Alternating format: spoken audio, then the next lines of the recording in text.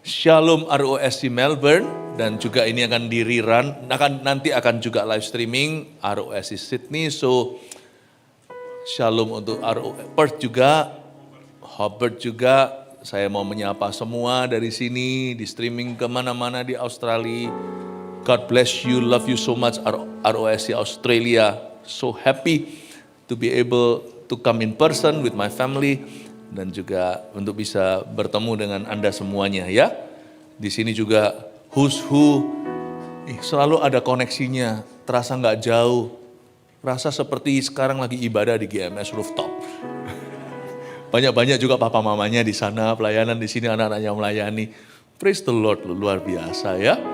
Saya dulu juga sekolah di luar negeri, belum ada ROSC tentunya. Visi kebangunan rohani itu masih ada di tubuh saya. Saya masih baru bertobat waktu di Kanada. Juga sebuah komunitas kecil orang-orang Indonesia yang cari Tuhan yang menyelamatkan hidup saya.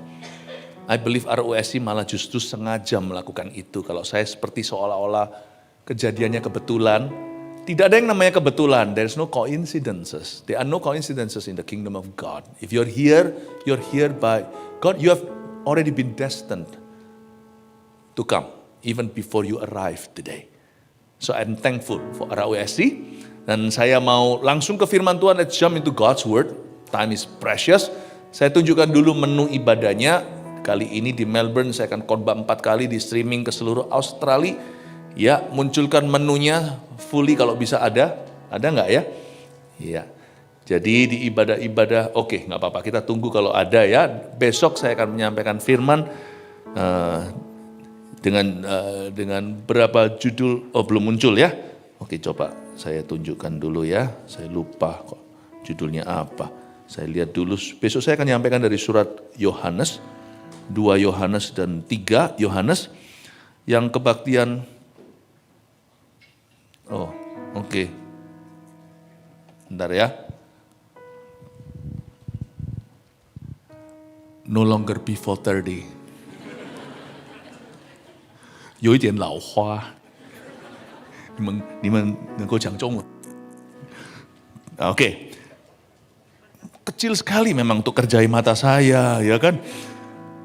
Di ibadah ke-1 besok, impartasi hati gembala untuk GMS Australia, untuk ROSC Australia.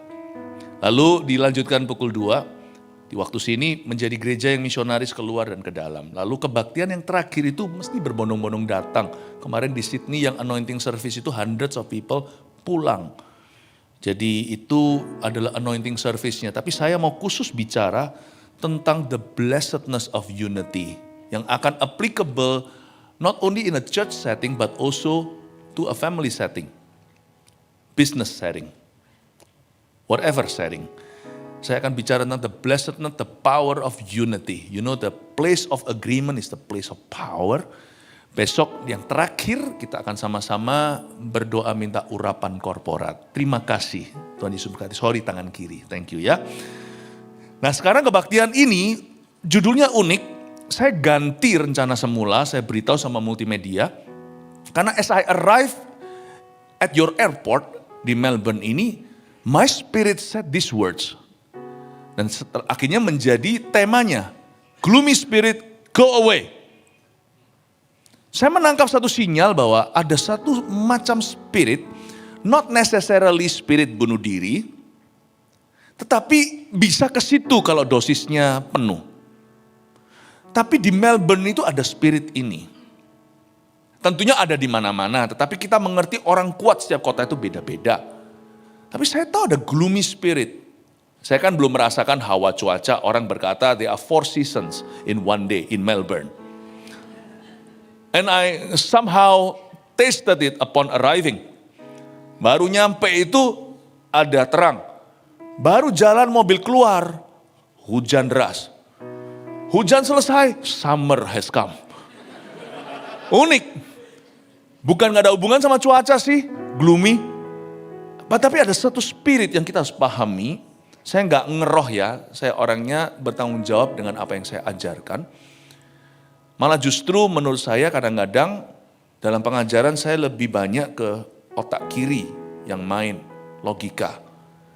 But I cannot deny it bahwa ada semacam satu spirit di sini yang membuat kalau kita salah jalan, bisa salah fatal. Therefore, it is very important for us untuk berada di gereja yang hidup, lively and vibrant. Karena ada satu spirit yang tidak bisa ditentang secara individu, makanya itu kalau ini salah akan menjadi gaya hidup yang salah pula. Jadi saya nggak mau mendahului, langsung ke firman. Nanti ada 18 ayat yang saya mau bacakan, semoga saya cover sebanyak mungkin. Kadang-kadang kalau nggak selesai ya sudah. Tapi 1 Raja-Raja 19 kita buka dulu, cerita tentang Elia ke Gunung Horeb waktu Elia depresi. Mari kita baca ya. Coba ya, lihat saya ya, sambil kita buka 1 Raja-Raja pasal 19 ayat 1 sampai 18. Gloomy spirit itu begini manifestasinya. Namanya sih nggak ada, ini saya namain. Tapi sebenarnya it's a kind of spirit kalau di ujung sana itu suicidal. Di ujung sini itu bunuh diri. Ujung spektrum yang paling dosisnya rendah generik. Itu unexplainable feeling of loneliness. Sebelah spektrum sebelah sini ekstrimnya bunuh diri, sebelah sini lonely. Itu namanya gloomy. Dan Elia ngalami itu. Kita harus hati-hati. Karena anak muda bisa dihinggapi ini, orang tua juga bisa. Depresi is a real thing. Saya tidak berkata bahwa depresi itu selalu spirit. Itu juga bisa ada penjelasan ilmiahnya. Tetapi saya percaya roh jahat itu di balik setiap darkness di dalam kehidupan, kita bisa menjelaskan bahwa Tuhan selalu punya obatnya bagi setiap hati yang lonely. Buka bersama dengan saya 1 Raja-Raja pasal 19, Elia ke Gunung Horeb, ayat 1 dulu. Ayat 1, ketika Ahab memberitahukan kepada Isabel segala yang dilakukan Elia, dan perihal Elia membunuh semua nabi itu dengan pedang, maka Isabel menyuruh seorang suruhan mengatakan kepada Elia, beginilah kiranya para Allah menghukum aku, bahkan lebih lagi daripada itu, jika besok, kira-kira pada waktu ini aku tidak membuat nyawamu sama seperti nyawa salah seorang dari mereka itu. Maka takutlah ia, maksudnya Elia. Yes, you heard right, it was Elijah who feared, who was afraid. Maka takutlah Elia, lalu bangkit dan pergi menyelamatkan nyawanya. Dan setelah sampai ke Beersheba yang termasuk wilayah Yehuda, ia meninggalkan bujangnya di sana. Oke, berhenti sampai sana, ayat 3. Saya kasih background story. Baru satu pasal sebelumnya, di pasal 18, gak usah dibuka. Elia menang perang. Gak tanggung-tanggung, sebenarnya lawan 850 nabi palsu, 450 nabi Baal. 400 lainnya adalah nabi saya lupa. Satunya kalau Baal, satunya lagi sesuatu. 400 nabi Asyera, satunya 450 nabi Baal, 400 nabi Asyera. 850. Itu disembelih semua. Barusan saja dia meyakinkan orang Israel bahwa Yahweh adalah Allah. Mereka itu sudah meninggalkan Tuhan dalam kerajaan Ahab. Udah berabad-abad. Dan mereka sudah lupa. Jangankan lupa ke gereja, lupa berdoa, baca Alkitab. Bahkan mereka sudah gak ngaku Kristen. Sudah terbawa arus jauh dari Yesus di perjanjian lama itu. Gampang loh, orang itu sangat-sangat terpengaruh sikon. Sadar gak? Kita semua itu manusia panca indera. Berarti apa yang kita rasa, kita cicip, kita raba, kita lihat dan kita dengar, itu langsung pengaruhi kita directly. Semua itu direct flight ke hati. Makanya itu orang Israel lengah. Di zaman kapan kadang-kadang juga masuknya celah bisa lewat kegagalan seorang pemimpin membuat yang lain trauma. Kadang-kadang juga pilihan hidup mereka.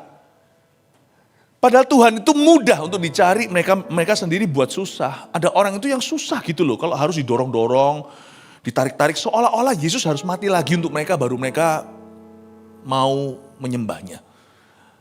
Ada orang-orang Kristen itu yang padahal sudah Kristen. Gak susah loh untuk cari Tuhan. Tapi dia buat dirinya susah, lebih susah daripada ateis untuk dimenangkan. Dan dia mengambil banyak soil atau banyak tanah. Dia menyia-nyiakan usaha umat Allah. Kalau hari ini Anda sudah jadi anak Tuhan, ngaku Kristen sudah 10 tahun, tapi sampai hari ini orang Kristen lainnya harus mendoakan Anda untuk ke gereja, you're wasting God's time. You're supposed to be the ones praying for the non-Christians to come to Christ. Why the Christians should keep on praying for you as their prime target of mission? Mengapa? Don't be a burden. Be part of the solution, not part of the problem. Nggak usah diterjemahkan ya, kalian semua kan di Australia.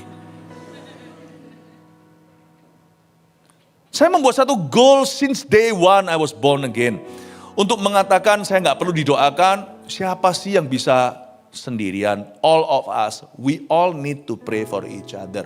Tapi kalau kita perlu didoain melulu, berarti kita buang-buang waktu. Waktu Tuhan kita buang, waktu orang kita buang. Harusnya dengan pupuk yang sama untuk kita air mata, itu bisa memenangkan satu negara. Satu negara, satu kota, satu gereja doain kita doang. Mesti bertobat ya. Yang Kristen gituan itu KTP-an. Your ultimate sin is not pornography. Even though that's the manifestation, one of the manifestation of sins. The ultimate sin adalah ignorance. Menganggap enteng kemurahan Allah. Kembali ke ini ya cerita ya, dia baru menang tuh. Bawa bangsa Israel yang sudah berabad-abad buyut-buyutan itu meninggalkan Tuhan. Elia menang, menangnya itu gak tanggung-tanggung, skornya itu bukan impas. Bukan 11-12. Yang lainnya itu tusuk-tusuk, semuanya itu dikasih waktu seharian tuh. AM, PM itu dipakai sama Nabi Baal.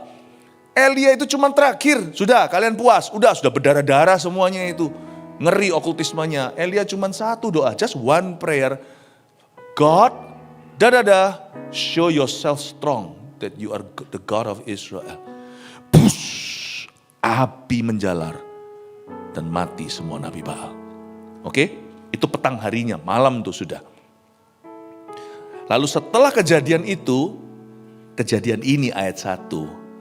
Si Isabel mendengarkan Ahab cerita apa yang terjadi oleh mereka. Apa yang lebih tepatnya, saya baca sekali lagi ayat 1. Ketika Ahab memberitahukan pada Isabel segala yang dilakukan Elia.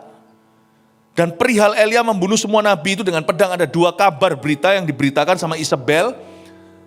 Diberitakan oleh Ahab suaminya kepada istrinya Isabel. Ahab cerita 2 hal. 1, apa yang dilakukan Elia. 2, perihal Elia membunuh nabi-nabi Baal. Jadi gak cuma cerita tentang pembunuhan Nabi Baal.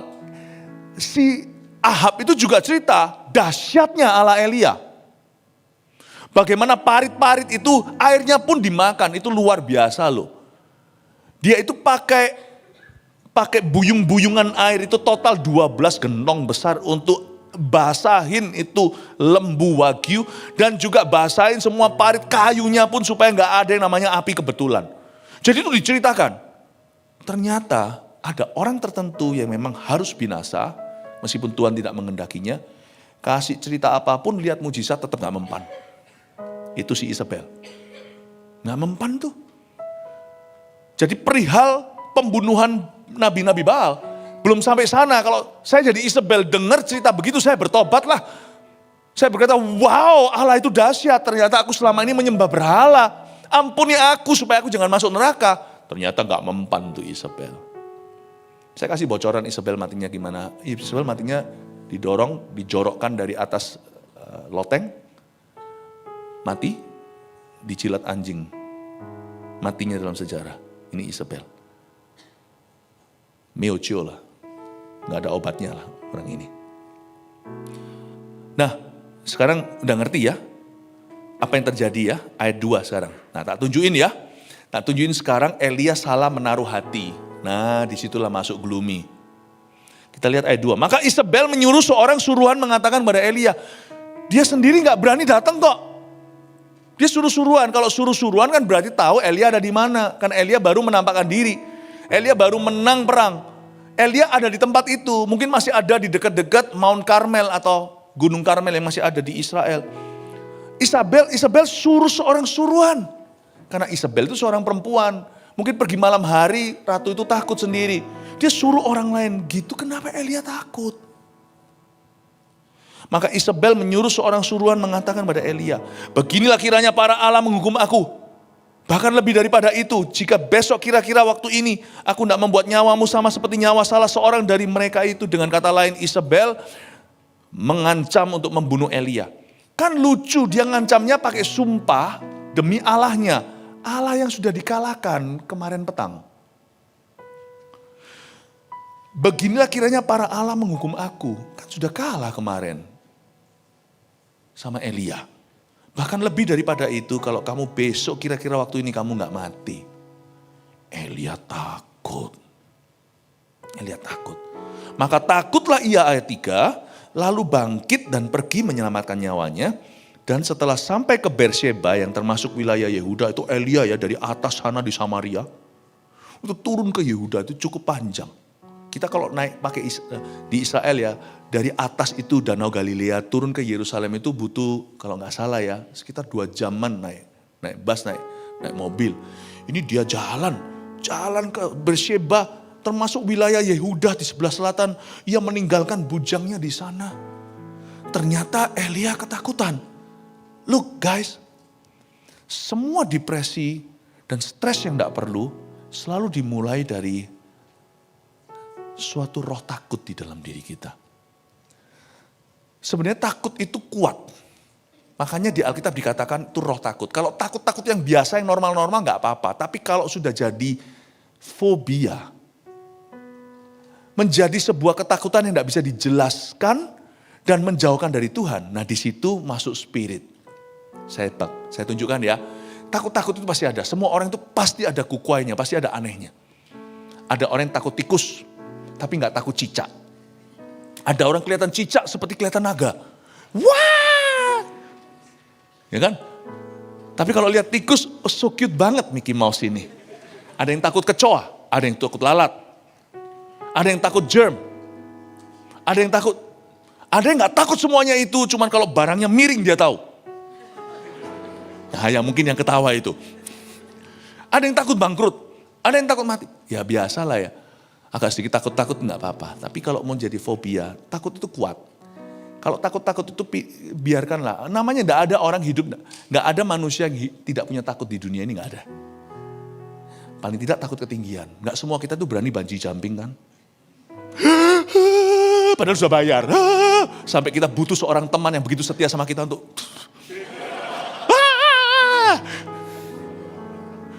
Teman seperti itu kita enggak perlu musuh. Naik ke atas, buyar sudah pertemanan kita. It's okay, itu bukan spirit takut gitu. Tapi ada takut-takut tertentu yang melumpuhkan hidupmu. Takut yang melumpuhkan hidup Anda. Dan itu takut ya, lama-lama spirit mengambil, suatu roh mengambil keuntungan di dalamnya. Saya ingin Anda untuk mengerti bahwa takut itu kuat karena takut itu iman. Iman kepada apa yang setan sanggup lakukan terhadapmu. Ada orang itu begitu takutnya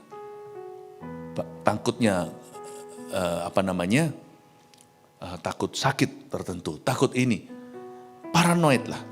Kalau kita punya takut itu membuat kita jauh dari Tuhan, membuat kita tidak produktif, dan membuat kita jadi tidak punya harapan. Mulai waspada, itu bukan sekedar rasa takut biasa. Itu sesuatu yang setan kirimkan, itu suatu utusan. Untuk menggocohmu. Sometimes your fear has a name. Sometimes it's simply unknown. Tapi kalau itu menjauhkanmu dari Tuhan dan dari umat Allah, that's where things go wrong in your life. Aku takut perubahan, sampai ada perubahan, kita menjadi orang pertama yang paling protes. Padahal gak tentu perubahan itu gak bagus. Ada orang tertentu, Tuhan itu mau bekerja lebih dalam dirinya. Tuhan itu mau membawa dia, saya gak ngomong ini demi ROSI, karena ini prinsip yang universal atau prinsip yang umum. Misalnya mungkin dia dulu pernah trauma di gereja tertentu waktu back in Indonesia. Sekarang itu bisa membuat dia lumpuh sekalipun dia bergereja. Dia sudah punya konsepnya yang menghalangi pertumbuhan. Ada orang juga yang takut misalnya join cell group.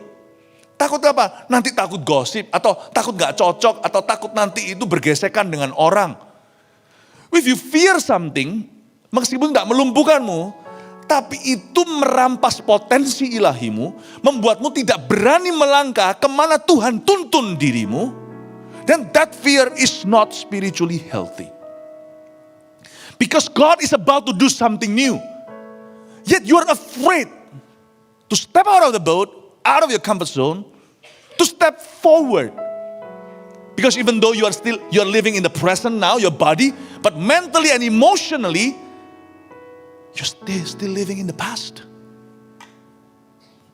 Takut itu kuat. Because fear is actually a kind of faith. Fear is actually a kind of faith. Fear is having faith in what the devil can do. But faith, biblical faith, Bible-rooted faith, Bible-based faith is believing totally in what God can do against all odds. Against what you deem possible. Itu perbedaannya. So fear is not something you undermine. It is a form of faith. Ya kan? Misalnya, tidur sendirian nih. Tiba-tiba. Soalnya lihatnya terus ke Instagram yang haunted. Terus tiba-tiba film gitu. Terus tiba-tiba ada satu yang ada mata, sepasang mata lalu hilang. Lalu ada anak kecil yang mainan-mainan sama gak tahu siapa. Lalu malam-malam tidur tiba-tiba. Padahal kucing. Atau padahal pintu lagi menguap. Mengembang maksudnya.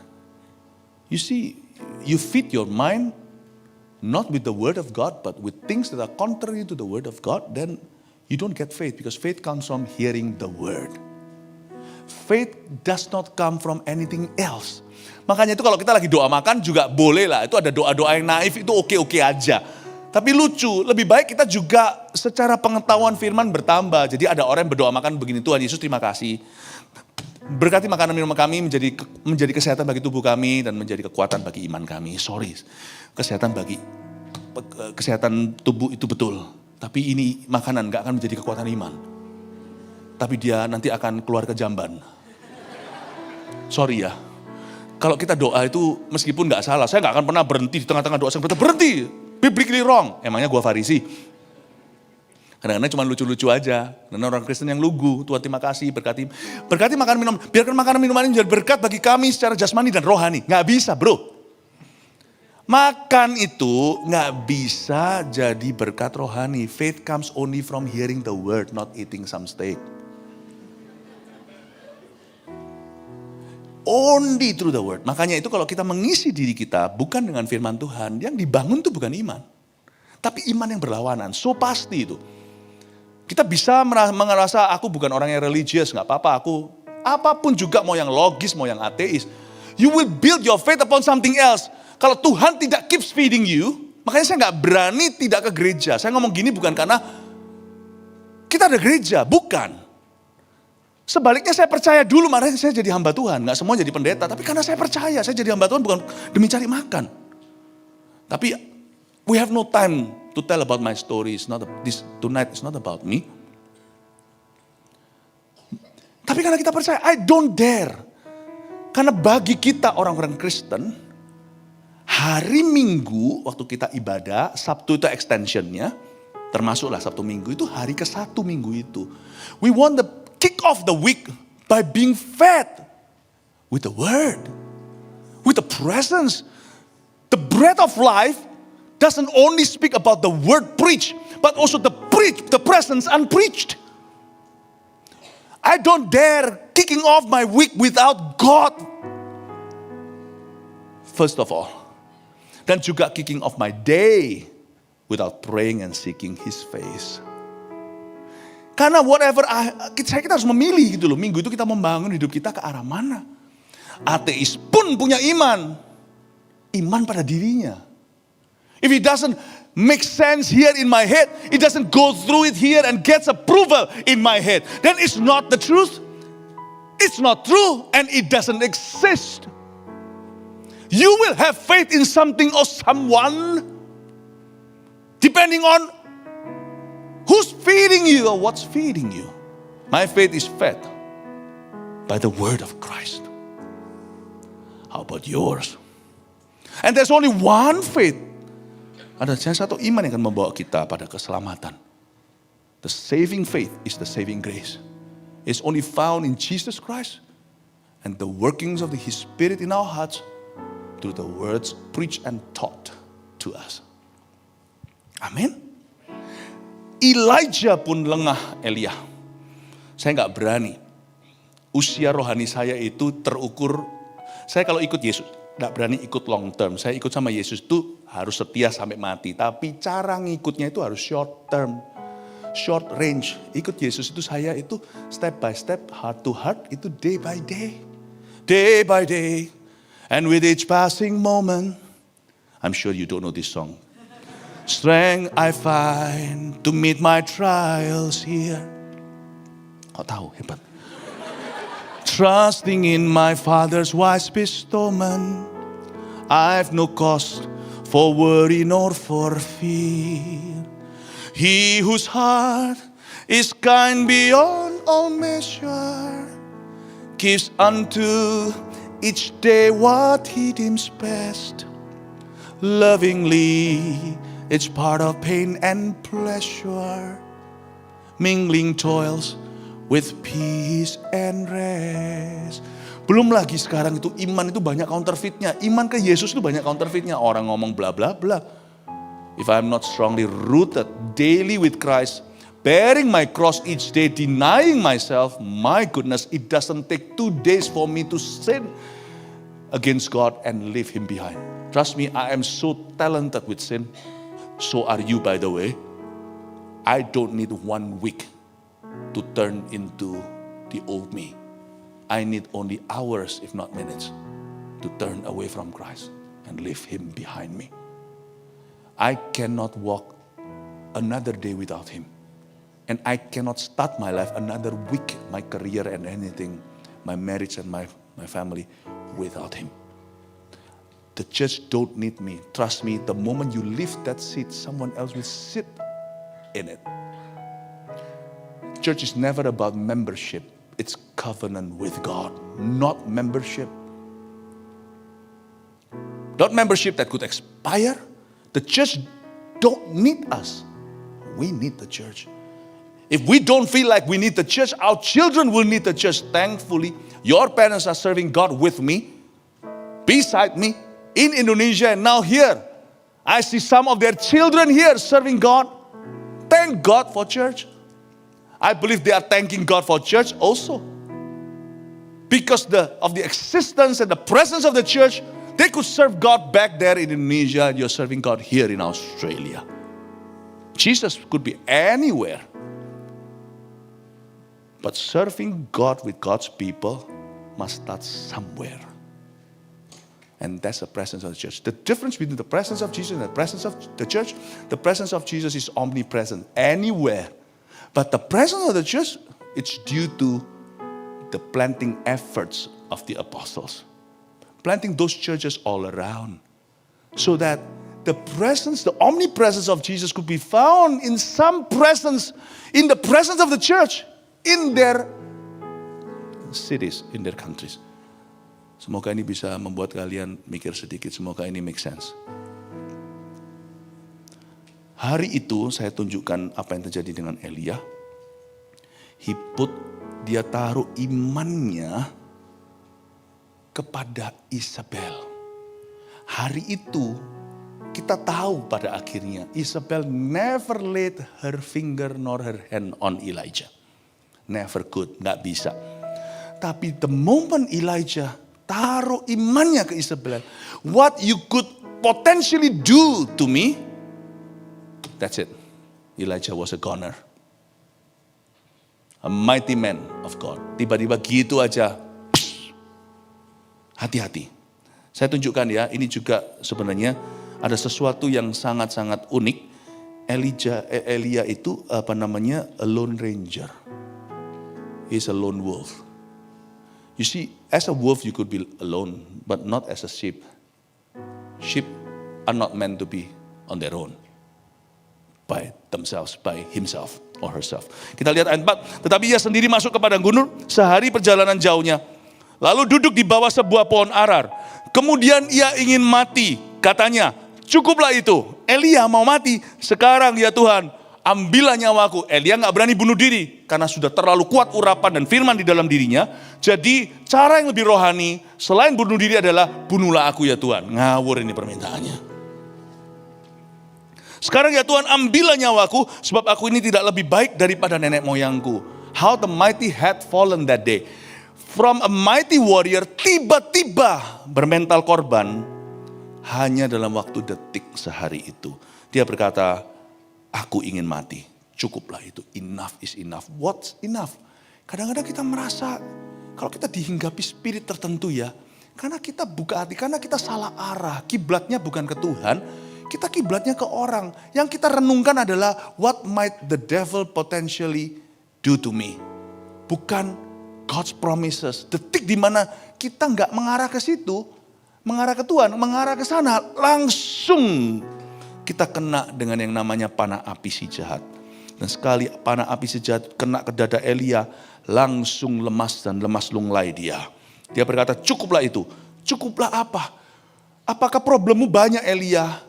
Baru kemarin mengalami kemenangan. Sekarang Tuhan ambillah nyawaku. Bunuh diri versi rohani. Kill me. Ini doa yang sama Tuhan bahkan tidak didengar. Sebab aku ini tidak lebih baik daripada nenek moyangku. Sesudah itu ia berbaring dan tidur di bawah pohon arar itu. Tetapi tiba-tiba seorang malaikat menyentuh dia serta berkata kepadanya, bangunlah, makanlah. Langsung Tuhan itu baik sekali. Tuhan gak responi dia. Tahukah Allahmu tidak reaktif? Bayangkan kalau semua, kadang-kadang saya itu mau ketawa kalau saya renungkan doa apa aja yang saya pernah panjatkan. Untung gak semua didengar Tuhan. Sometimes we wish that everything that we ask of Him, He would answer yes to it. Luckily, He doesn't. Because if He did, we'd be dead and many people would be dead around us. Hukum dia Tuhan, semua orang dihukum lagi.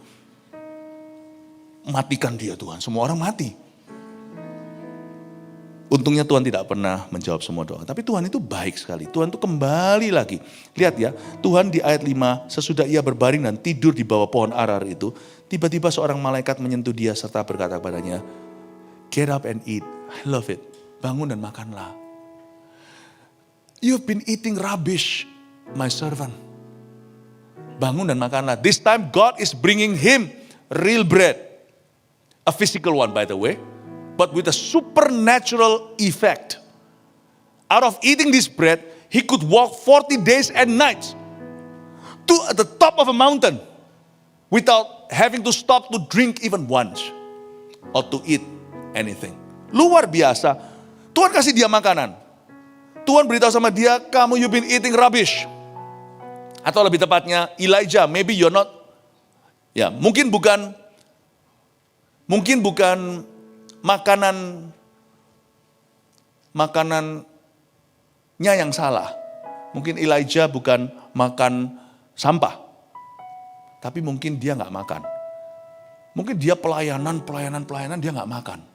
Kehidupan doanya mulai amburadul, bisa aja. Sekalipun dia barusan ngalami mujizat, itu pakai kuasa afterglow-nya saat teduh yang lalu. Penting sekali kita itu untuk diisi. Penting sekali. Ya, gereja juga tempat melayani, tapi yang utama adalah tempat kita itu diberi makan, penggembalaan. Tuhan bilang sama Petrus, kalau kamu mengasihi aku, berilah makan domba-dombaku. Mungkin Elia ini bukan makan rubbish, dia bukan makan trash, bukan makan sampah, tapi mungkin dia nggak makan. Jadi Tuhan bilang sama dia, bangun dan makanlah. Waktu dia koar-koar, bunuhlah aku, Tuhan tidak tanggapi, tapi Tuhan juga tidak tertawakan. Allah kita itu sangat respectful sama kita. Tahukah? Setan kan gak respectful ya. Pernah lihat gak kalau orang itu kesurupan? Jadi jelek kan? Wah gitu-gitu semuanya gak respectful. Dia gak memperhatikan penampilan orang itu. Gak peduli kalau lagi di video. Tapi kalau orang kepenuhan Roh Kudus, hidupnya jadi bagus. Buah-buah rohnya. Jadi bagus. Setan tuh gak respectful. Tapi Tuhan kita tuh respectful. Tuhan gak reaksi. Bunuh aku, Tuhan diam aja. Biarin dia bobok dulu, setelah bobok Tuhan banguni dia. Malaikat di sini tuh mungkin adalah penampakan Yesus Kristus dengan M huruf besar nih. Bisa jadi. Tuhan berkata, bangunlah dan makanlah. Get up and eat now. Due to spiritual hunger, makanya kamu tuh jadi begini. Ayo, bangun. Kamu gak boleh bergantung urapan-urapan doang. Pelayanan itu performa. Bukan, kamu harus punya spiritual life yang dijaga. Ayo makan.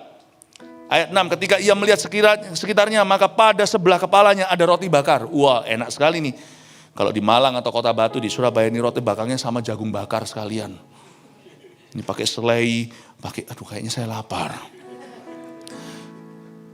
Ketika ia melihat sekitarnya, maka pada sebelah kepalanya ada roti bakar dan sebuah kendi berisi air. Simple food ya, roti bakar gak ada proteinnya.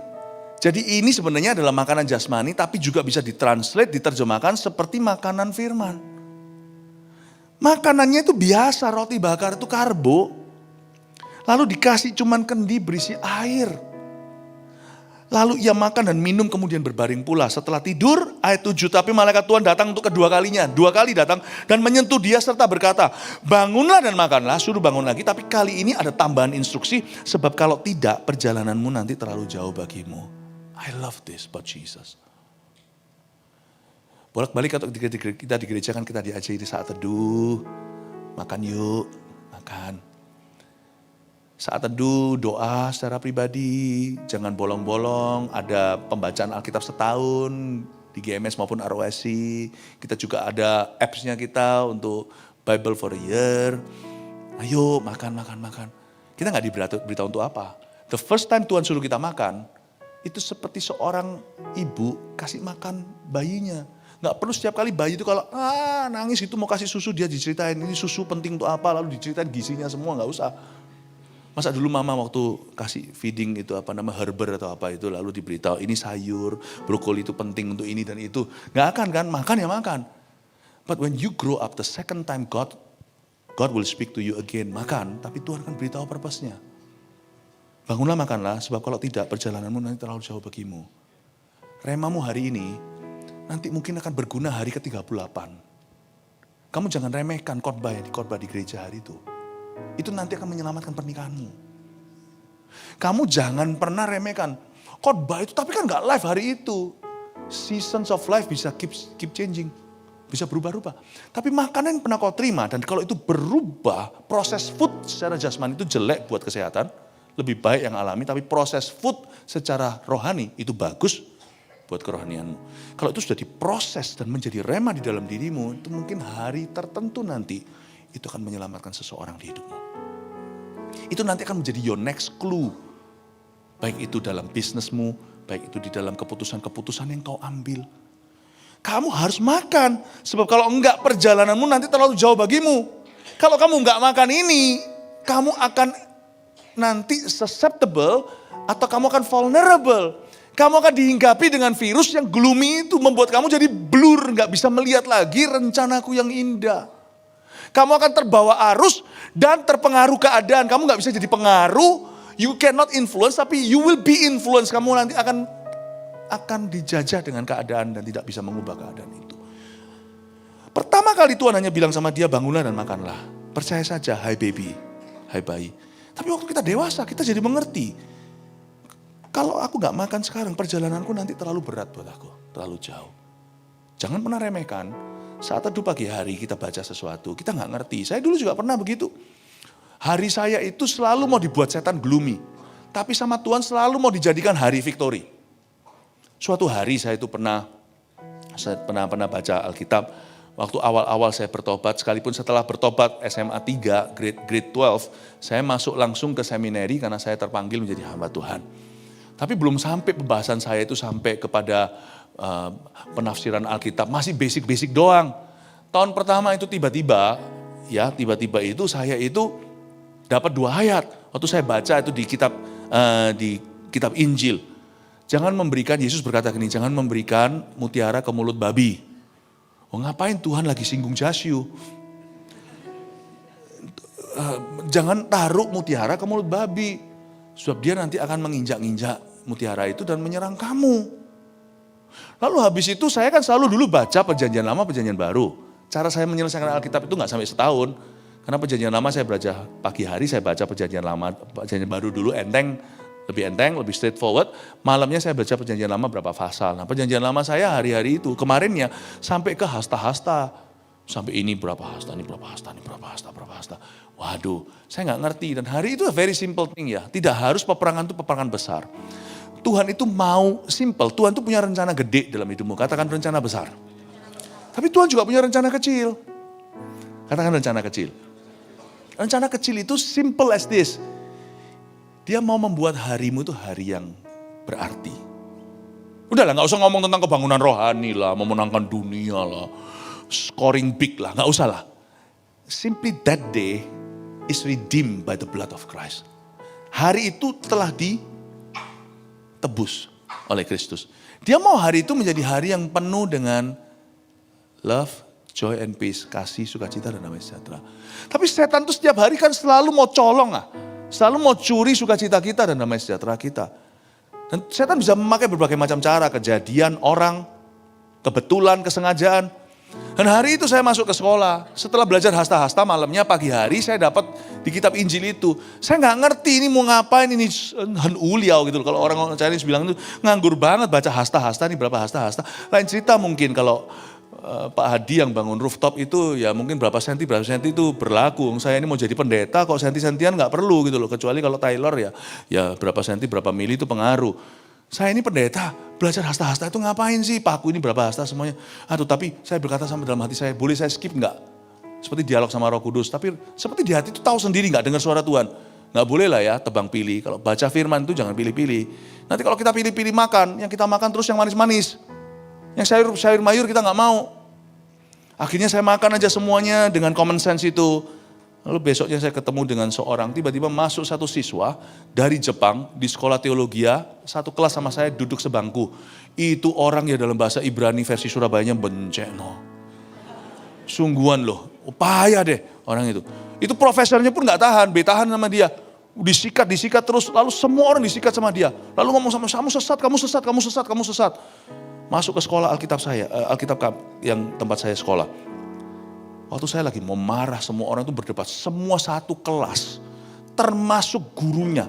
Nah ada pepatah, guru kencing berdiri, murid kencing berlari. Kalau gurunya udah marah, saya juga berhak marah dong. Tapi waktu itu saya ingat hasta-hasta. Lu mau marah itu hitung dulu. Oh iya, jadi saya waktu marah liatin dia, gue mau tonjok orang ini. Semua orang dibilang, lu sesat. Saya bilang, excuse me. Nanti aja lah diskusinya setelah kelas. What do you know about the Bible? Wih, Farisinya top. Orang Jepang. Farisi top. Saya nggak tahu dia itu dari denominasi apa, saya nggak tahu. Saya itu marah, saya dibentak, nggak pernah seumur-umur dibentak begitu. Saya dibentak, sudah Tuhan izinkan saya cuti hari ini. Gua tonjok aja di mukanya. Tiba-tiba hitung Philip, hitung. Ini berapa hasta. Gak jadi gua tonjok hari itu. Gak jadi gua tonjok. Lalu di kafetaria bisa aja Roh Kudus tuntun. Hari itu bisa menjadi hari kekalahan saya bisa kepancing. Tapi hari itu juga bisa menjadi hari di mana saya kesel sama seseorang. Tapi ternyata Tuhan ubah. Saya dari pasien punya mentalitas. Menjadi seorang hamba Tuhan. Gak sengaja saya duduk di kafetaria dengan orang Jepang ini lagi. He sat right beside me. Gak tahu kenapa dari semua kursi yang kosong di sebelah saya. Lalu dia mulai serang-serang semuanya. Wah, dan paling membuat saya kesel adalah dia mulai serang semua bahasa roh, semua diserang. Wah, itu sesat semuanya, itu setan itu semuanya. Oh, ini salah. Lalu dia ngomong sesuatu dan bahkan Yesus itu pun, ya kan, bukan satu-satunya jalan. Orang berbuat baik. Wah, Tuhan. Lalu tiba-tiba saya ngomong, saya mau debat dia. Oke, saya gak tonjok dia, saya akan tonjok dia secara teologi. Saya bilang, oke, baik. Saya sudah begini, saya sudah mau siap-siap debat, tiba-tiba saya ingat ayat. Saya gak ngerti ayat itu tadi pagi. Jangan kasih mutiara ke mulut babi. Sorry, just you di sebelah kiriku. Bukan dia. Maksudnya percuma lah. Ngajak debat orang kalau gak kepingin cari kebenaran. Lu kasih dia mutiara, bagus tuh firman jawabanmu. Tapi itu akan diinjak dia lalu pakai untuk serang kamu. Belum dijawab satu pertanyaan baru. Lalu what am I supposed to do? Kamu bisa lihat gak aku mengasihi dia? Roh Kudus bilang, aku mati untuk dia. Sekalipun dia belum gimana percaya dan dia sok tahu. Ya Tuhan, ya udahlah. Dia di depan percuma. Kamu doakan aja. Ajak dia doa. Bilang, oke Dan, kalau kamu merasa semua orang itu salah, kamu doakan dia. Baik. Waktu dia doa Tuhan ini. Tobatkan. Dia berhenti. Dia diam. Kenapa kamu diam? Terus dia bilang, I feel like I'm also a sinner. Seorang berdosa. Can I pray for you then? Boleh saya doakan kamu? Boleh. Tuhan Yesus. Nangis dia. Dalam hati saya harus tetap muka iba kan. Tapi dalam hati, yes. Hari itu kita mengubah air menjadi anggur. Situasi hambar menjadi manis. Menjadi kesaksian hari ini. Dan orang itu akhirnya lahir baru waktu saya doakan. Salah satu jiwa baru yang saya bawa. Di masa-masa saya baru bulanan bertobat. Itu orang Jepang. Saya baru dia terima Tuhan. Lahir baru, lalu dia berkata, maybe studying in a seminary, theology is not my thing. Karena itu membuat saya jadi bulat di sini, dia bilang. Mendingan saya baca Alkitab saja. I agree with you. Dia resign, dia keluar, dia drop out dari sekolah itu, masuk ke sekolah yang lainnya. Thank God. Andai kata profesor saya tahu, saya pasti kasih A. Thanks to you, that guy is gone from my class. You see, a very simple thing. When you walk with God, there's no reason to be gloomy. Anything abu-abu, apapun abu-abu, tiba-tiba berubah air jadi anggur. Tapi itu membutuhkan kita untuk bangun dan makan. Bangun dan makan sebab nanti perjalanan. Hidupmu nanti itu perjalanan dengan aku. You will walk with me. Why gloomy? You will walk with me. Berjalan dengan aku itu ada penuh dengan destiny. Penuh dengan, paham maksudnya? Bangun dan makanlah. Ngomong kanan kiri yang bangun dan makanlah. Firman Tuhan. Makanya itu kalau datang ke gereja itu bukan untuk pelayanan yang utama sih. The place considered to be your church adalah the place that feeds you. Tempat di mana yang disebut sebagai gereja lokalmu adalah tempat yang memberimu makan. Kita harus melayani out of the abundance of our spirit. Bukan out of the lack of our spirit. Sorry ya kalau saya Inggris kadang-kadang Indonesia. Saya tanya di sini siapa di sini yang nggak mengerti bahasa Inggris, angkat tangan. Malu lah angkat tangan di Australia. Ya udah saya anggap hampir nggak ada ya.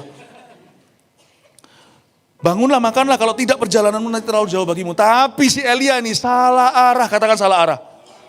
Salah arah dia. Coba lihat ya ayat 8. Maka bangunlah ia lalu makan dan minum, ya kan? Udah makan dan minum, sudah pakai resources sumber dayanya Tuhan, udah pakai materinya Tuhan. Oleh kekuatan makan itu ia berjalan 40 hari dan 40 malam lamanya sampai ke gunung Allah. Harusnya ke ladang Allah, bukan ke gunung Allah. Yakni ke gunung Horeb. Dikasih makan itu supaya dia naik lagi ke Samaria. Ke tempat perangnya. Ke medan perang, medan tempur, ke tempat pelayanan, tempat dia bersosialisasi, berinteraksi dengan orang, tempat dia ketemu, bukan ke gua. Dia masuk ke gua, harusnya dia pergi ke elu. Ngerti maksudnya? Sebab nanti di ayat ke-9, di sanalah masuklah ia ke dalam sebuah gua dan bermalam di situ. Salah, gloomy itu selalu ke diri sendiri, eksklusif masuk ke kamar, aku sedih, duduk sendiri, ambil tali, mau bunuh diri. Dia itu dikasih makan ayat 8 ini orang mengira kalau dia makan ini supaya dia ke Gunung Horeb. Tuhan gak pernah restui dia ke Gunung Horeb. Buktinya nanti di ayat 9 kita akan baca, Tuhan tanya, ngapain lu di sini? Tak kasih makan supaya kamu pergi ke Samaria. Kan kamu dari Beersheba di Yehuda di bawah tuh selatan. Ya, Tuhan kalau waktu itu ngomong dari mikrofonnya Surabaya, mungkin gini bunyinya, pergi yo ke Samaria lagi. Lu kok malah turun ke Horeb ke padang gurun itu, meskipun nanti Allah ketemu sama dia, tapi arahnya salah. Harusnya ayat ini, dia berjalan 40 hari 40 malam tanpa istirahat, dia naik dari Beersheba, kembali ke Samaria, dan kembali mengumpulkan umat Allah dan bimbing mereka. Dia lari dari panggilan, pakai sumber daya Allah. Berapa banyak orang itu datang ke Australia itu karena Tuhan memberkati your family. Terus di sini kau lari. Ngawur enggak itu? Beberapa yang PR dapat doa, akhirnya dapat PR. Haleluya, dulu visa kerja. Lalu setelah di sini jadi Bani Hedon, Bani Mamon. Bukan lagi imamat Lewi. Bukan lagi melayani lebih sungguh. Melayani lebih sungguh. Tuhan lebih dulu melayani kepadaku. Melayani lebih sungguh. Berapa banyak orang, baik itu orangnya sendiri atau keturunannya atau siapa yang bersangkutan atau orang-orang setelahnya. Yang pakai roti bakar Allah. Dan yang memakai kendil airnya Tuhan. Makan dan bisa ada di sini hari ini. Dan gone ke padang gurun. Dan tidak melayani maksud Allah. Bayangin kita berada di Australia ini kalau bukan berkat Tuhan, tidak bisa. Sekalipun jikalau Anda sampai ke sini itu serba kelihatan kebetulan. Pandemi kayak apa, atau mungkin juga ada yang naik perahu ke sini. Seperti mungkin nenek moyang orang-orang Tionghoa naik perahu, datang dari sana karena perang Jepang langsung sampai ke Indonesia. Kita datang ke sini lewat kapal pesiar, kapal terbang atau kapal perahu. Atau perahu maksudnya, perahu dayung. It's God's blessing that had made you arrive here. Now the question is, itu modal Tuhan kasih berkat itu, what are you using that for sekarang di Australia? To build God's kingdom or your own? Untuk membangun kerajaanmu atau kerajaan Allah? Wah, waktu saya baca ini saya terpukul. Coba kita lihat ayat 9. Di sana masuklah ia ke dalam sebuah gua dan bermalam di situ. Kok malah ke gua? Tuhan gak pernah memberi kita makan supaya kita masuk ke gua. Tapi ini juga salah satu alasan mengapa dia gloomy. Karena dia menyendiri. Dan maka firman Tuhan datang kepadanya demikian. Apa kerjamu di sini hai Elia? Tuhan tuh baik loh. Tuhan tuh gak minta refund. Tuhan gak berkata, apa kerjamu di sini? Lu kok dibawa ke sini? Kembalikan tuh roti bakarnya. Tuhan gak minta kembali. When God blesses, He blesses. He doesn't take back. Tuhan tuh baiknya kayak gitu loh. Makanya kalau Tuhan mati di kayu salib, kita mau masuk neraka pun gak percaya, Tuhan tetap tidak akan nullify, tidak akan netralisir pengorbanan atas hidupmu. Cuman Anda dan saya sia-siakan, udah gitu aja. Tuhan tidak bertanya, mana kok? Kalau gitu kembalikan loh modalnya. Tuhan itu gak gitu. Tapi dia tanya, apa kerjamu di sini hai Elia? Kamu ngapain di Australia Elia? Kamu ngapain di Melbourne, ngapain di Sydney, ngapain di Perth, ngapain di Hobart?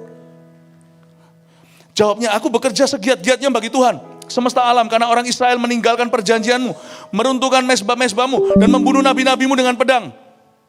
Oke. So far so good. Coba lihat. Hanya aku seorang dirilah yang masih hidup, dan mereka ingin mencabut nyawaku. Lalu firman-Nya, keluarlah dan berdiri di atas gunung itu di hadapan Tuhan. Tunggu dulu ayat 11 ya, berhenti. Ayat 10. Tuhan berkata begini sama dia. Elia ngomong begini sama Tuhan. Hanya aku seorang diri yang masih hidup. Ini salah. Salah satu yang membuat orang itu gloomy. Kalau orang itu lemah iman. Kalau di dalam dirinya itu tidak tersapu bersih. 7 roh lebih jahat bisa masuk ke dalam dirinya. Kalau dia dulu pernah ada roh jahat. Kalau enggak pernah, maka sia-sialah. Cukup hanya sampai kepada hatinya penuh dengan kehampaan. Lihat ya. Orang itu kalau lemah, di dalamnya enggak terisi, enggak ada firman. Enggak ada janji dengan Tuhan.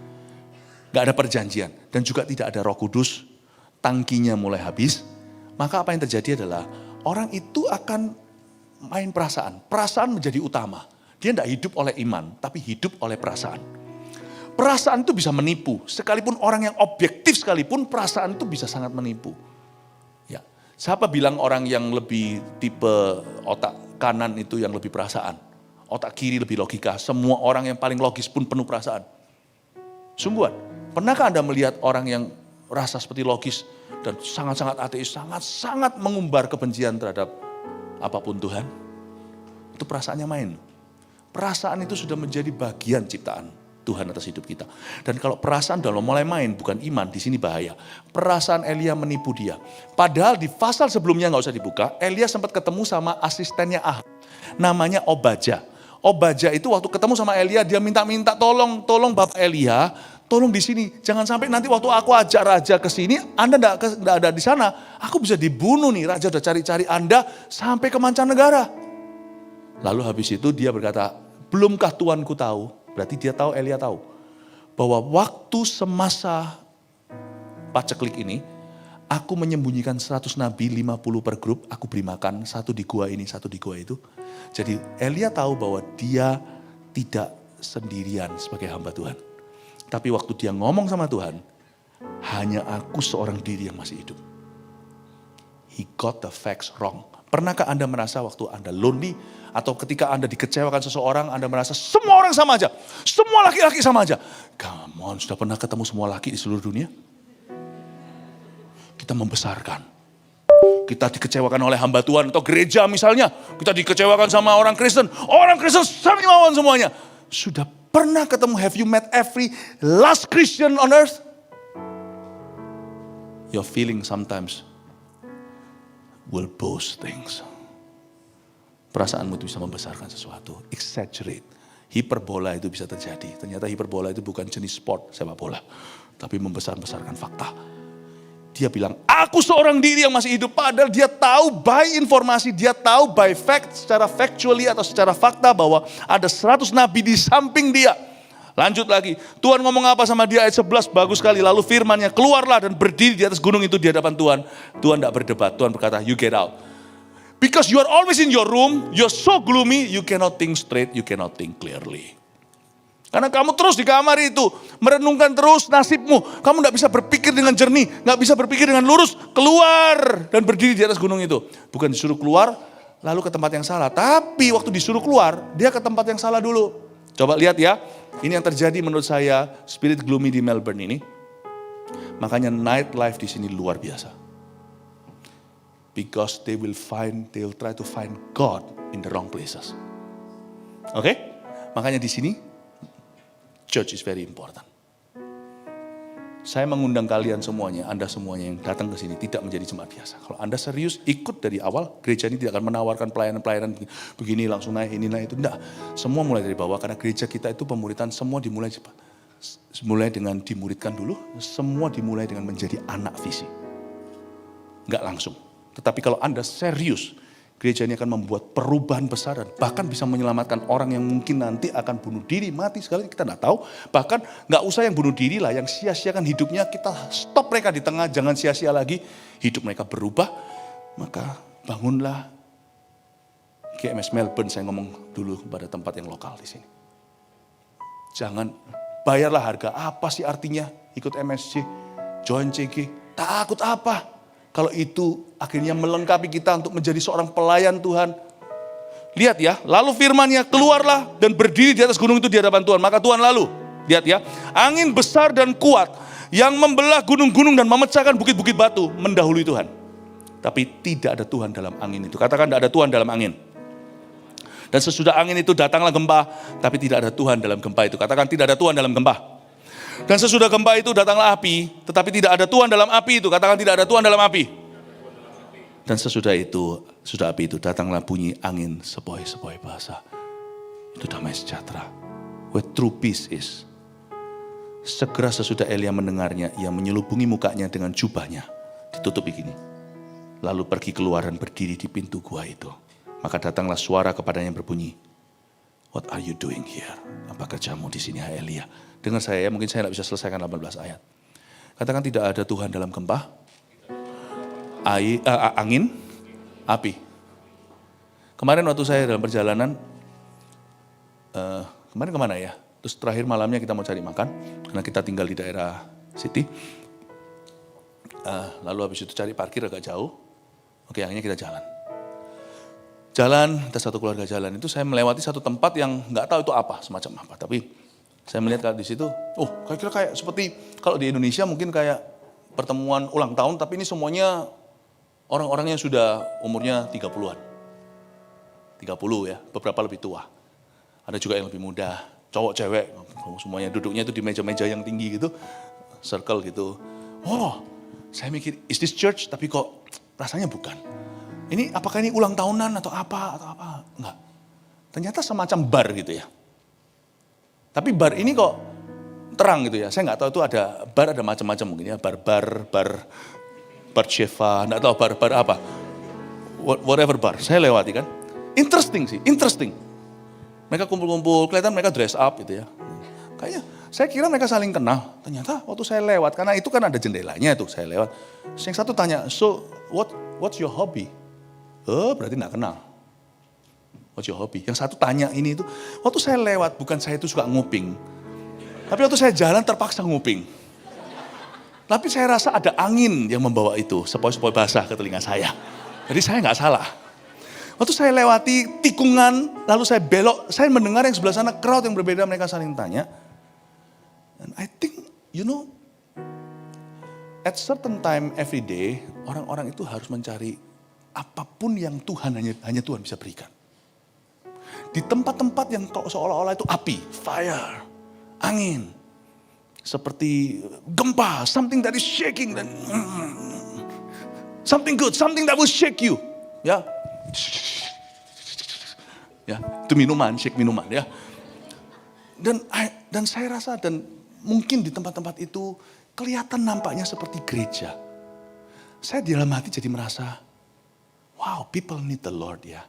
Cuma mereka tidak memandang gereja sebagai tempat mereka temukan itu. Karena gereja itu sepoi-sepoi basah. Itu tempat yang lebih cool gitu loh. Tapi how many of them left empty after all those one night stands? Setelah one night stand, apa itu one night stand? Nggak tahu ya, sudah lebih baik terpujilah nama Tuhan atas hidupmu. Udah gak usah tahu yang gitu-gitulah. Lebih baik kita tuh lugu soal dosa. Saya rasa itu kayak gereja, tapi bukan Tuhan di tengahnya. Mereka pun gak mengakui setan di tengahnya, tapi saya tahu roh jahat bekerja. Buktinya pernikahan banyak hancur karena gitu-gitu kok. Tapi di dalam gereja kita punya itu, persekutuan saudara seiman. Kita ada merasa seperti ada suatu social intimacy. Tapi ujungnya itu selalu komitmen dengan Tuhan. Demikian pula akhirnya committed relationship terjadi. Pernikahan, ketemu jodohnya dan sebagainya. Sebenarnya di dalam dunia ini sederhana kok, cuma ada dua warna, Tuhan dan bukan. Yang di dalam Tuhan sini sepoi-sepoi basah. Tapi Tuhan ditemukan. Di tempat gitu tuh memang gempanya, wah terasa. Wow, orang datang gitu kan adrenalin. Yang mana yang cakep nih, yang mana yang cantik nih, yang mana yang... Wah, mulai matanya. Saya melihat kok cara beberapa cowoknya memandang. Masa saya nggak tahu, saya juga seorang cowok. Saya tahu juga ceweknya pasti memandang gitu, saya nggak tahu karena saya bukan cewek, saya nggak ngerti. Tanya yang cewek, gimana cara mandang. Saya percaya di situ mereka saling take interest dan sebagainya. Tapi finding God in the wrong places. And finding God, whatever God can offer you in the wrong way. Saya kasihan, itu ujungnya emptiness. Kita nggak usah mengecam, karena selain kita bangun aja gereja kita dengan benar, nanti ya orang itu nanti akan menemukan satu persatu. Buktinya di gereja kita orang bertambah banyak, dan begitu banyak orang-orang dari lifestyle tertentu, nggak tentu yang harus di ekstrim situ, satu-satu menemukan Tuhan. Dan di dalam gereja, kalau kita sungguh-sungguh tertanam, kita nggak perlu ke bar. Buat apa saya kepingin untuk dikenal? Seperti zaman dulu ada satu sitkom. Sometimes you wanna go where everybody knows your name. And they're always glad you came. Tahu nggak? Nggak tahu. Kalau yang tahu ketahuan usianya. Cheers namanya. Ya, itu satu bar ketemu semuanya. Well, itu lagunya sebagai lagu pembukaannya sangat kedengarannya seperti gereja ya, tapi counterfeit. Church is a place where you go and people know your name. If they don't know your name, they will find out about you. Siapa sih yang belum dan sebagainya. And they're always glad you came. They're always glad you come. Itu gereja. Jadi sebenarnya di dunia ini orang-orang mencari Tuhan. Tetapi mencarinya di tempat-tempat itu. Gereja itu seperti sepoi-sepoi basah. Tetapi percayalah, tempat inilah jawaban. Tapi gak tentu langsung populer sama dunia. Orang bilang gereja gak populer, kita buktikan. Saya ngomong gini bukan dengan roh sombong, tapi dengan roh iman. Orang-orang gloomy di mana-mana menemukan Tuhan. Justru di tempat yang lebih gloomy, gereja lebih dibutuhkan. Melbourne ini, semua orang mencari sesuatu di hour-hour tertentu. Dan mereka mencarinya di tempat yang salah. Tapi kalau gereja kita bisa menjadi jawaban beserta dengan gereja yang lain tentunya kita doakan. Gereja kita di mana-mana juga akhirnya bunyinya ribuan. Yang di Surabaya puluhan ribu. Di daerah Jakarta juga puluhan ribu. Di Jawa Timur, Bali, di mana-mana ribuan. people say church is not popular, take that back. Because in the end, people will know that apa yang mereka cari itu, mereka bisa temukan dalam rumah Tuhan. Kasih tepuk tangan untuk Tuhan. Terakhir ya, dengan ini saya selesai. Firman Tuhan kepadanya, jawabnya, aku bekerja, ayat 15, firman Tuhan kepadanya, pergilah kembalilah ke jalanmu melalui padang gurun ke Damsyik, dan setelah engkau sampai, engkau harus mengurapi Hazael menjadi raja atas Aram. Tuhan ngomong sama Elia, lu ngapain di sini? Tuhan bilang, sekarang kamu balik ya, udah gak apa-apa, anggaplah itu kado cuma-cuma, free gift lah for you. Makan roti bakar tadi, enak Elia, kalau saya jadi Tuhan mungkin tak sindir sedikit, ternyata Tuhan gak menyindir sama sekali. Tuhan itu profesional. You know the kind of God you worship, He's straightforward. Dia gak pakai basa-basi. Tapi dia gak sakit seperti orang-orang yang mentang-mentang straightforward, tapi kata-katanya itu loh pedes, menyakitkan. Gak memperhatikan perasaan. Tuhan tuh kalau ngomong itu perasaannya kena dulu. Ngapain kamu di sini Elia? Dikasih makan dulu segalanya, tapi lihat ya Tuhan ngomong begini. Firman Tuhan kepadanya, pergilah kembali ke jalanmu. Kamu salah arah nak. Kamu pergi ke Horeb. Harusnya itu kamu pergi kembali ke jalanmu. Dari mana kamu datang, ke situ kamu pergi. Melalui padang gurun ke Damsyik. Kamu pergi ke luar negeri. Karena ini kan Israel. Dan setelah engkau sampai, engkau harus mengurapi Hazael menjadi raja atas Aram. Disuruh mengurapi satu raja Aram, namanya Hazael. Juga Yehu. Kamu masuk ke dalam negeri, setelah keluar negeri, kamu masuk ke dalam negeri. Setelah international flight, kamu ke domestik. Juga Yehu, cucu Nimsi, haruslah kau urapi menjadi raja atas Israel. Kamu urapi raja Israel juga. Kamu jangan cuma diurapi di luar negeri, di Australia. Kamu nanti diurapi juga di Indonesia. Atau NOR ini. Sebagian di antara Anda, kalian semuanya, ada yang akan tinggal menetap di Australia. Saya berdoa ada kairos ilahi, ada percepatan akselerasi bagi orang-orang yang membutuhkan PR-nya segala. Percaya, gak usah didoakan. Saya selamatin dulu, pasti keluar. Ya. Tapi sebagian di antara Anda, kalian semuanya akan pulang. Pesan Tuhan sama, diurapi di luar negeri, diarapi. Tiba-tiba hidungnya jadi begitu lain.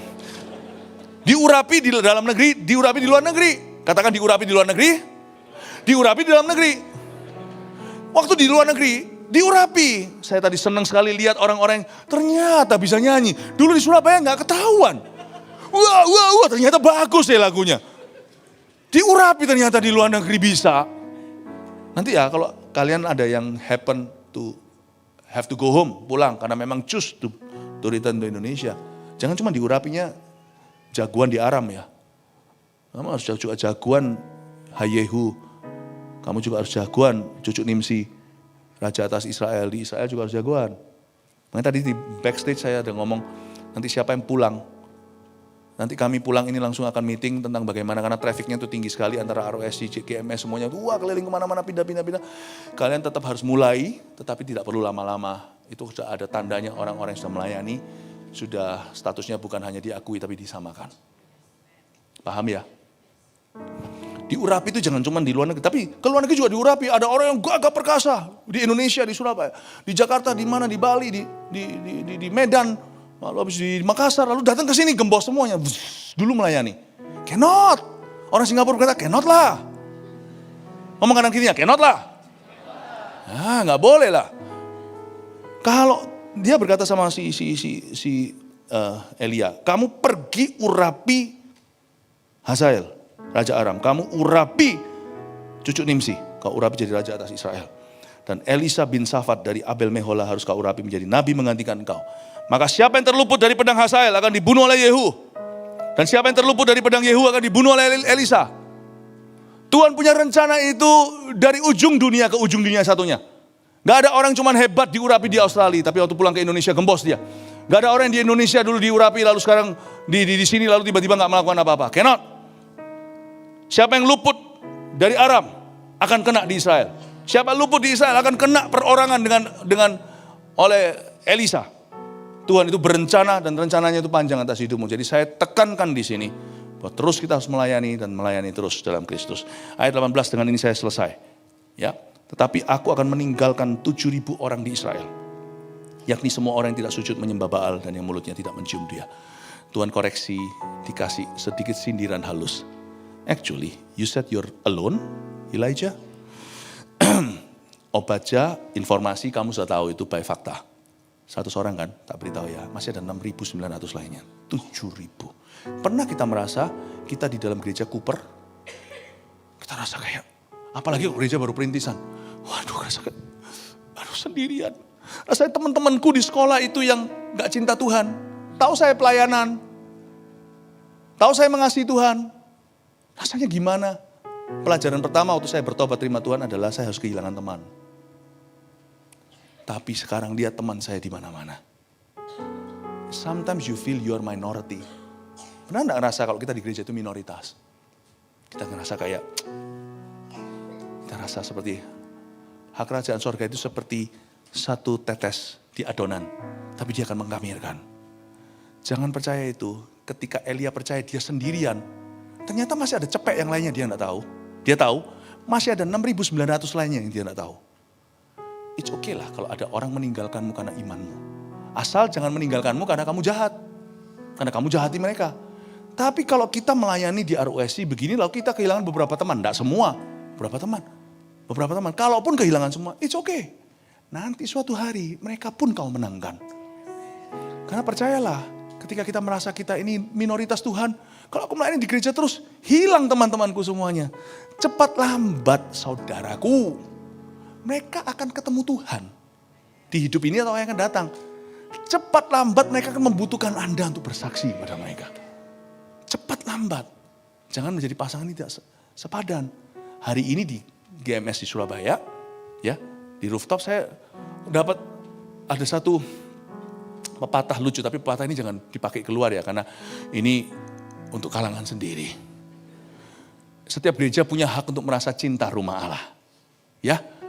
Jadi sekarang kiri kanan di Surabaya dulu itu mulainya, aduh saya masih ingat kok tahun-tahun waktu anak-anak muda. Dulu pertama kali dipercayakan ke saya tahun 2000 di Surabaya. Itu cuma 100 orang. 100. Tapi sekarang lihat AOG di mana-mana. Ini 100 diantaranya Pastor Sam, Pastor Lani juga salah satu jemaat mula-mula. Ini dulu jemaat. Lalu habis itu GMS masih berapa jumlahnya masih kecil. Tapi sekarang kiri kananku lihat saja banyak pohon cemara. Gak tahu lagu itu ya. Papa mama yang tahu. Sekarang kiri kanan kemana-mana Surabaya kau lihat jemaat GMS. Di bengkel ketemu cerita bagaimana mereka akhirnya dimenangkan. Pernah sekali satu orang waktu di dalam ibadah. CG mana, CG timur, CG barat semuanya lihat. Lah itu teman dugemku semua sekarang ngumpulnya di gereja. Keluarga yang gak pernah saling omongan, sekarang ketemunya semuanya di gereja kita. Bahkan ada satu orang yang kerjanya dugem bilang semua klienku semua ke gereja. Sekarang sudah hilang klienku. Jadi harus klien baru, akhirnya dia sendiri pun ke gereja. Listen, you may start small, we did. But if you're faithful, Tuhan akan memberikan perkara besar. Kalau sekarang kita mengerti gloom itu seperti itu bekerjanya. Tetapi kalau ada gereja, dan gereja itu berdiri di atas dasar janji Allah. Di spektrum seperti ini, bunuh diri gak perlu terjadi. Hey, you've got us. Yang lonely datang ke sini, gimana ya gak ada teman semuanya, you've got us. Ya, saya percaya semua mereka nanti akan kenal Tuhan pada waktunya. Kita setia aja sebagai satu iota. Amin. Okay, I have given you a vision today. In a gloomy city. Saya ngomong ini bukan sebagai kutukan, gak usah dicabut dalam nama Yesus, gak usah. Saya hanya menyebut ada satu roh jahat yang bekerja kuat di dalam kota ini. Dan kita tahu bahwa itu hanya bisa dikalahkan secara korporat waktu kita sebagai gereja menjadi mercusuar terang Tuhan. Saya percaya banyak jiwa membutuhkan Tuhan Yesus. Dan semua mereka butuh Tuhan Yesus, banyak mereka membutuhkan kehadiran Anda. Stay faithful yang sudah melayani, mari kita bangun gereja kita dengan sungguh-sungguh. Dan saya percaya banyak orang yang diselamatkan. Buktinya, di dalam sebuah tempat yang gloomy, ada anak-anak muda saya dengar cerita, happy banget di Melbourne. Gak pernah merasa lonely. Seperti home away from home, welcome home. Kayak ada satu tempat itu yang diluputkan, dan mengalami kehidupan Tuhan dan terang benderang luar biasa. Sunshine terus sunshine di sana. Saya percaya gereja itu tempat yang seperti itu. Saya mau encourage kalian semuanya untuk tetap bersinar terang. Karena banyak jiwa akan Tuhan tambahkan. Nah, Tuhan berkata ada 7.000 orang. Saya kok senang dengan kata ribu itu. If you're faithful, dalam waktu dekat kalian akan menjadi ribu, tidak menjadi ratus. Mari kita semua bangkit berdiri. Thank you Jesus.